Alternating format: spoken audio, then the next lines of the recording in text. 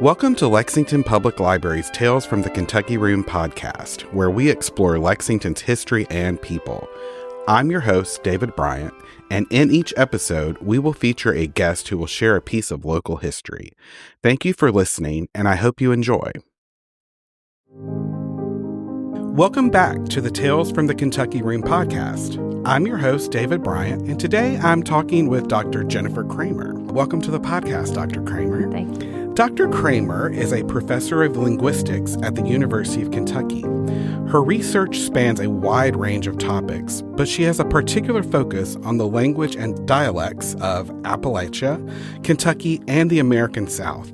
She also currently serves as the chair of the board of directors for the Kentucky Humanities Council.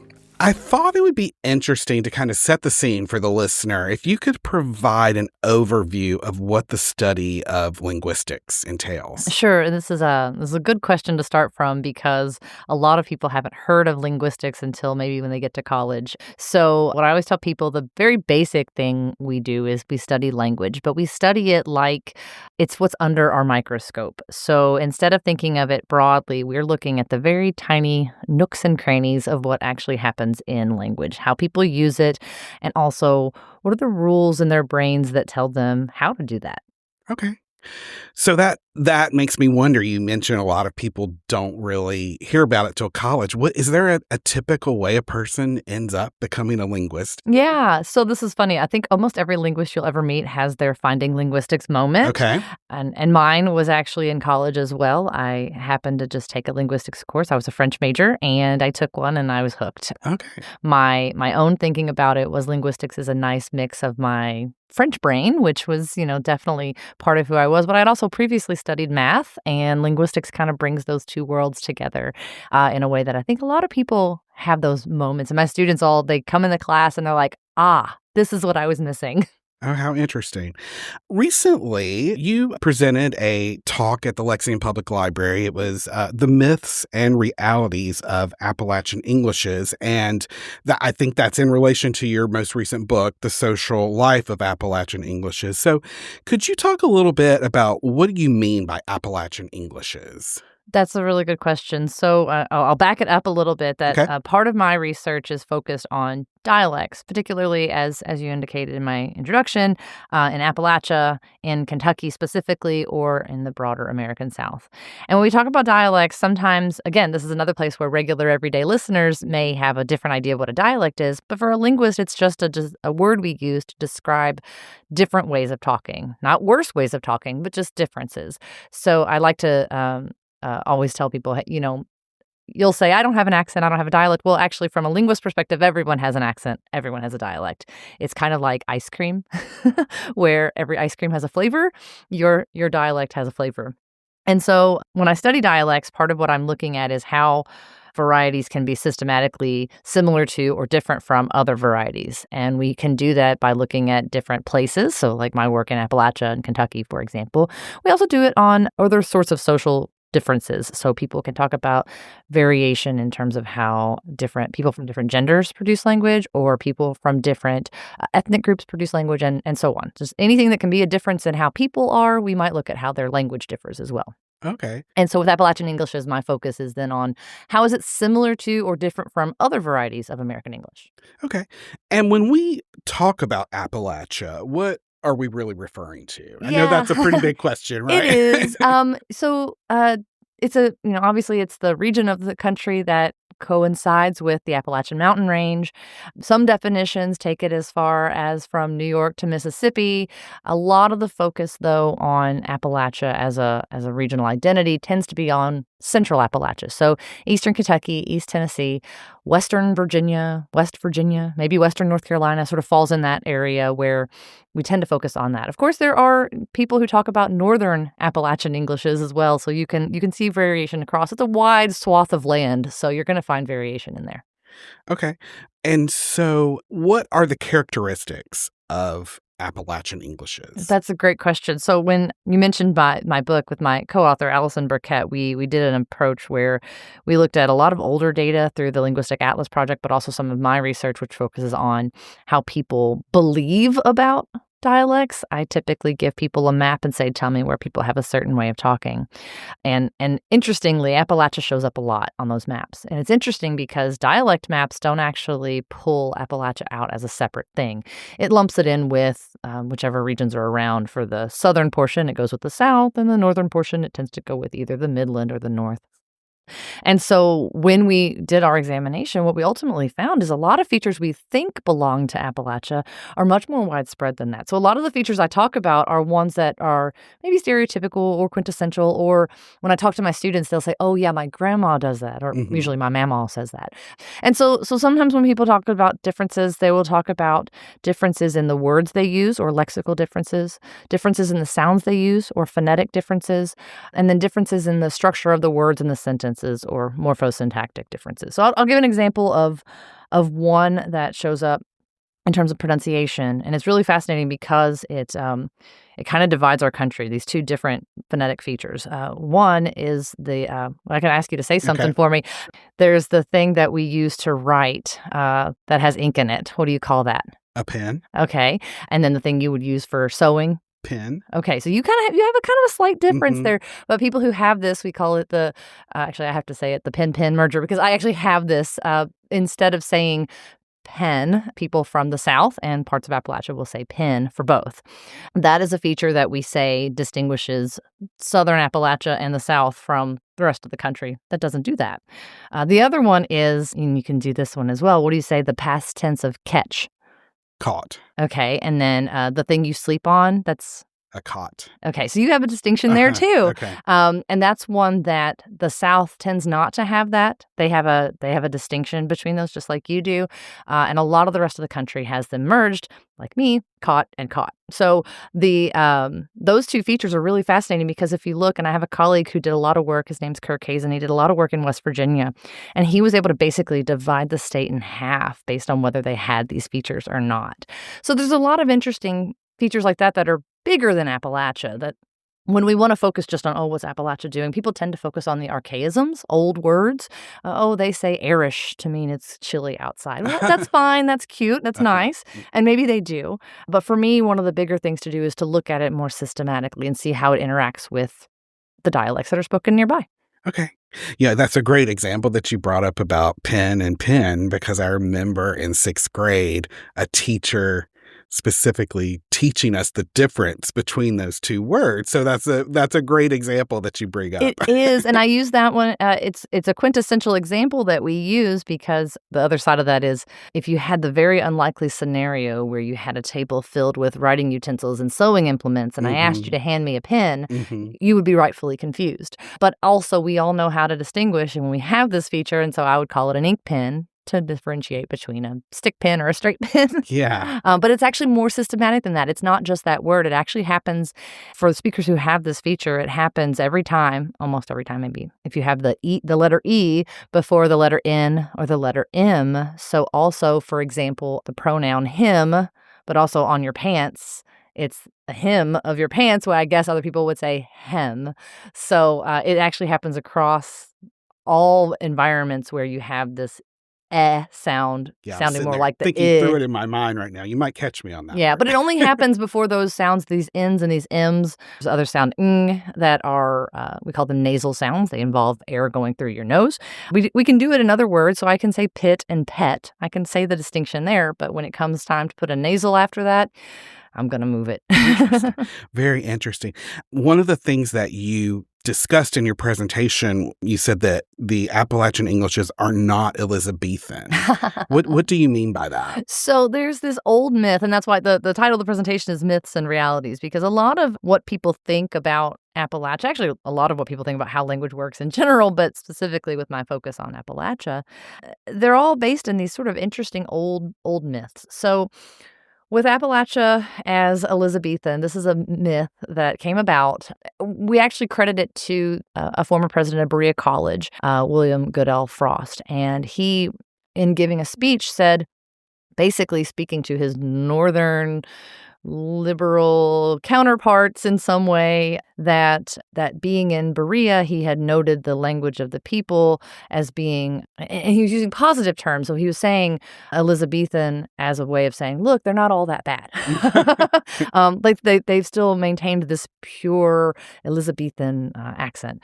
Well, that myth also gets tied up with some people will, instead of saying Elizabethan, they'll say Chaucerian or Shakespearean, which we were talking about very different time frames, so it gets a little muddied there anyway. But the fact is, from a linguistic perspective, what we say is all languages change.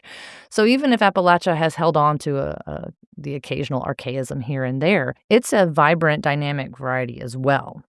And so that myth doesn't hold up if you actually start analyzing the language itself. Just like everywhere else, you've got young folks saying like. All the memes that are popular everywhere else are popular among young people in Appalachia. So it's not like a bunch of people sitting in an old-timey place that never changes. Just like everything else, language changes. So I address that myth because it's a really, it was so pervasive at a time. You could go to a rest stop in North Carolina and pick up the Dictionary of the Queen's English.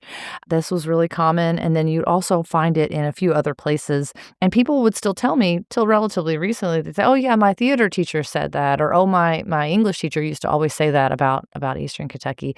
But unfortunately, as much as I want to debate that myth, the flip of that is that people are shifting away from believing in an Elizabethan myth, which is a positive thing, to something a little more negative, because there's a large chunk of people who believe pretty negatively about how Appalachia is culturally, linguistically, and otherwise, so that a lot more for example, my students, when I ask them, they seem surprised by such a myth, and they're more likely to think of something more like deliverance, unfortunately. Yeah, and you also showed examples where you asked people to write on a map their impressions of the regions, and some people would say country, or I can't remember some of the other words that they use, but it how does the language contribute to stereotypes that people have? That's really good. So one of the things that people think that we can tell a lot about someone's education just from listening to them talk. But if you think about it, a child raised in a home where all they hear is Appalachian English or, Chicano English or another language altogether, that's going to be the language they speak. And when they go out into the world, their first introduction to education, that's a really crucial point for people to actually recognize that they're shifting potentially from whatever they speak at home to whatever is spoken at school. And so people who maintain dialect features are often pegged as people who never made the switch. It's not actually true. Plenty of people who have lots of dialect features will be pretty successful in their education, go on and have wonderful jobs, and still maintain that bit of who they are, really, because that's what a dialect really is. And so people will often say things, and on my maps is where I see it the most, but you hear it as well. I've heard students tell me this as well, that people will map onto the idea of language all these really negative things. So lack of education is a common one. They'll use adjectives like dumb or stupid or uneducated or ignorant, but also this notion of being somehow backwards. That'll show up on the maps. They'll use words like hick and hillbilly and redneck, and they'll use them pretty negatively to refer to Eastern Kentucky. In addition to the maps themselves, I also have people rating varieties, so telling me how pleasant is this way to speak, how correct is this way to speak. And with my Kentucky map drawers, Eastern Kentucky is at the bottom of every ranking. It's not beautiful, it's not educated, it's not whatever in their eyes. But I think that when they do that, a lot of times they are leaning really heavy into stereotypes of Appalachia, which is pretty unfortunate. And how does that identity that the person has about their own language, how does that compare with the perception others have? Right. We're constantly navigating that. I think in another book, referred to this as the linguistic tightrope. And Kentucky students are a place where I see it the most. I'll give an example. Since I've been at UK, I've been at UK for since 2010, so 15 years. Since I've been there, I regularly have students from Eastern Kentucky who first tell me I'm the first professor they've ever had to value the way that they talk, giving me terrible stories about professors who told them they sounded poor, just awful situations. But what they tell me is that they came to UK, and for many of them coming from small towns, this is the big city. And our enrollments have changed over time, that we have a large body of people from outside of the state. And so they'll run into people from either bigger cities in Kentucky or elsewhere. And it's one of the first things that happens is they get teased for the way that they talk. So they work really hard to change it as best they can. But then Thanksgiving break comes around and they head home. Well, now they've gotten above their raising and they get teased at home for talking in their college voice. And so walking that linguistic tightrope is something that Southerners and Appalachians learn pretty early in life, that they kind of have to balance that if they want to maintain that bit of who they are, because that's why their families are teasing them now, is because it's like, you're not like us. You're not one of us. And if they want to maintain that being part of Appalachia or wherever they're from, they're going to have to maintain that bit of their language too. Wow. Yeah. It's a lot to think about. Yeah. And so, like, what do we do with this information? How do we, do you encourage a student to look at their dialect, or, how do you as a professor work with that? It's fascinating. I get a chance to teach a lot of different students in a lot of different spaces. I have a whole class on Appalachian Englishes, which is amazing. Not everyone gets to do that. But one of the things I try to encourage is, first of all, diversity of voices is good. We're not all going to move toward a robot voice. We just won't. Humans won't do it. Even if there is some standard set up before us, they just won't all converge on the same way of speaking. And so recognizing that that's true, then I encourage students to find value in these other varieties. But the big thing I think they get from me, especially if no one had ever said this to them before, is the idea that dialect, everyone has one, languages are always changing, these sort of truisms we have. And what I hope is that when they leave from my classroom, they take that out into their practices in the world, that they don't bully people based on how they talk. Don't treat someone badly because of it. And that's when it turns into discrimination. And, stereotyping is one thing. Categorizing people is what humans do. But once you say, oh, that person sounds like they're from Eastern Kentucky, therefore I'm not going to hire them. Mm-hmm. Therefore I'm not going to rent them this apartment or whatever.